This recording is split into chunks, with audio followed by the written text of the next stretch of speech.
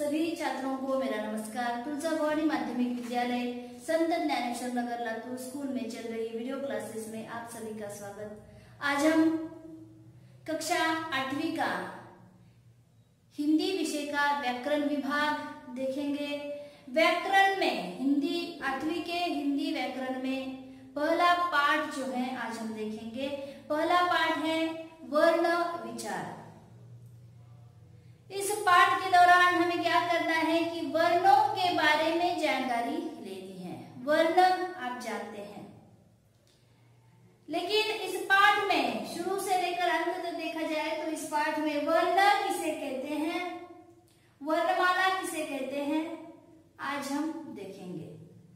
तो वर्ण किसे कहते हैं? मौखिक भाषा की मूल ध्वनियों को व्यक्त करने वाले चिन्हों को हम वर्ण कहते हैं। मौखिक भाषा की मूल ध्वनियों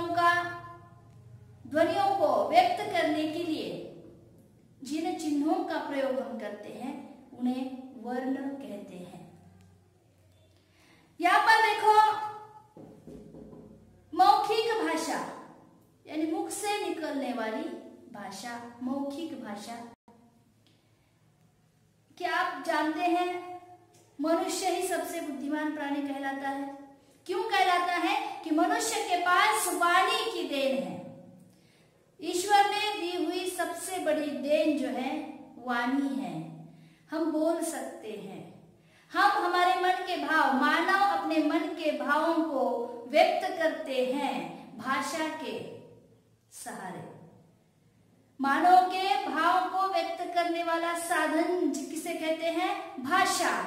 तो इस मौखिक भाषा को व्यक्त करने वाले जो चिन्ह होते हैं, विशिष्ट ऐसे चिन्ह होते हैं। आ रहा है समझ में? तो इन चिन्हों का प्रयोग हम करते हैं अपनी मौखिक भाषा का मूल अर्थ प्रकट करने के लिए। उसी को हम वर्ण कहते हैं। अब वर्णमाला किसे कहते हैं?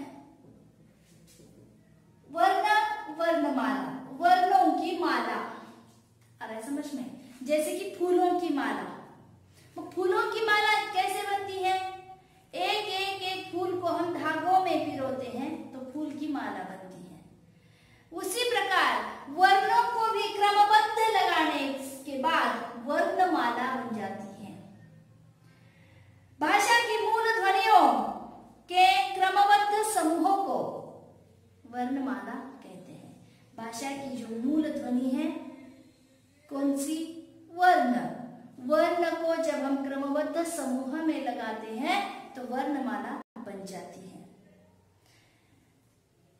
तो चलो देखेंगे आज हम कि वर्ण देखा, वर्णमाला, वर्ण के भेद, वर्ण के प्रकार है। कितने प्रकार है? 2 प्रकार है, स्वर और व्यंजन। आप पहली कक्षा से जानते हैं कि स्वर किसे कहते हैं। पहली कक्षा में ही आपने सीखा है कि स्वर और व्यंजन सीखा है या नहीं? अ, आ, ई, उ, ए, ऐ, ओ, औ, अम, आहा। ये क्या है? स्वर है। तो इसके बारे में हमने जानकारी ली है। यहाँ पर स्वर और व्यंजन, यह वर्ण के 2 भेद कहलाते हैं, स्वर और व्यंजन। तो हिंदी में स्वर कितने हैं? कुल 13 स्वर हैं और 33 व्यंजन हैं। स्वर 13 है और व्यंजन है 33। 13 स्वर कौन से? अ, आ, ई, उ, ए, ऐ, ओ, औ, अम, आहा।